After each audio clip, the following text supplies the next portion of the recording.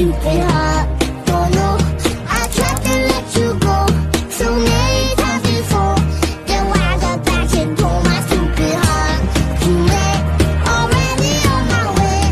If you don't refuse, I'll get that new cup in my stupid heart. বন্ধুরা সবাইকে শুভেচ্ছা জানাচ্ছি। আমি master chef Edward Munich Germany থেকে আবারও হাজির হলাম নতুন একটা রেসিপি নিয়ে। এটা একটা জার্মান খুব পপুলার খাবার, প্রত্যেক ঘরে ঘরে এবং প্রায় প্রতিদিনই এটা রান্না করা হয়।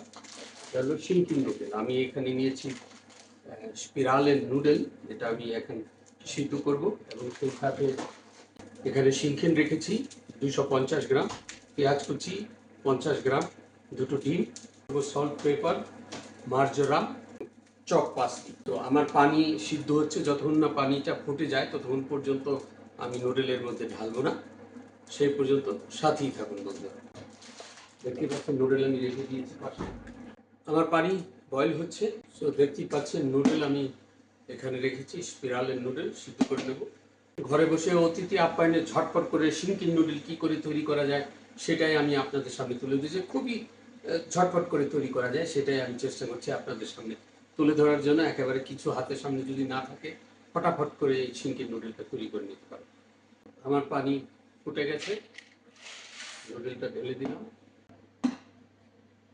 তো বন্ধুরা আমার নুডল অলমোস্ট শেষের দিকে, কিছুক্ষণের মধ্যে আমি এটাকে চেঞ্জ করে নেব,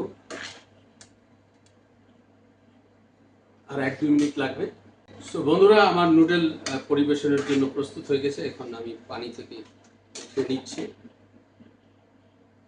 এখন আমি চলে যাচ্ছি মূল রান্না। দেখতে পাচ্ছেন অন্য একটা ফ্রাই প্যান আমি এখানে রেখেছি, ফ্রাই প্যানটা গরম হচ্ছে।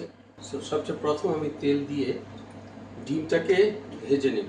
আমি ডিমটা ফেটে নিয়েছি, ঢেলে দিচ্ছি।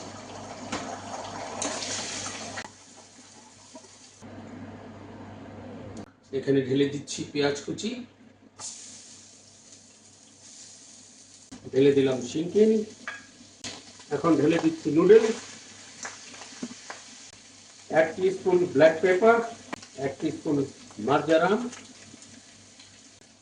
আধা টিস্পুন থাইম, ফ্রাই অনিয়ন। এখন ঢেলে দিচ্ছি ডিমটা, এখন ঢেলে দিলাম chop parsley, 1 teaspoon salt, 1 teaspoon garlic powder, 1 teaspoon vegetable salt.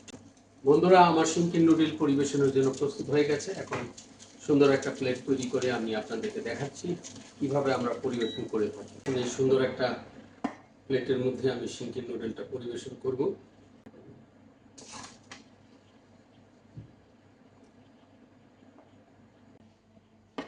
করে থাকি।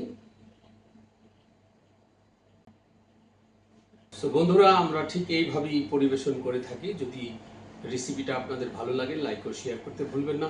আবারও দেখা হবে নতুন কোনো রেসিপি নিয়ে। সেই পর্যন্ত সবাই ভালো থাকবেন এবং সুস্থ থাকবেন। ধন্যবাদ সবাই।